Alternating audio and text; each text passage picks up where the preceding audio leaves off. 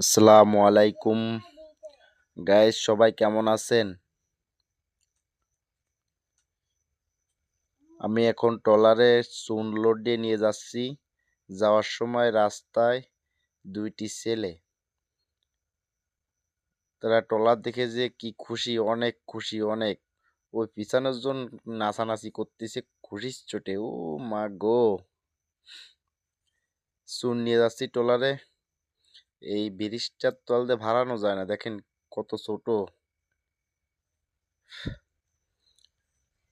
এই জায়গায় একটা বড় একটা ব্রিজ করে দিলে আমাদের যাতায়াতটি আসতে খুব উপকার হতো। যাওয়া আসার জন্য খুব ভালো হতো, সুবিধা হতো। ও বাবু, কেমন আছো? Dance dance dance. এ বেটা, দেখেন কত ছোট খাল।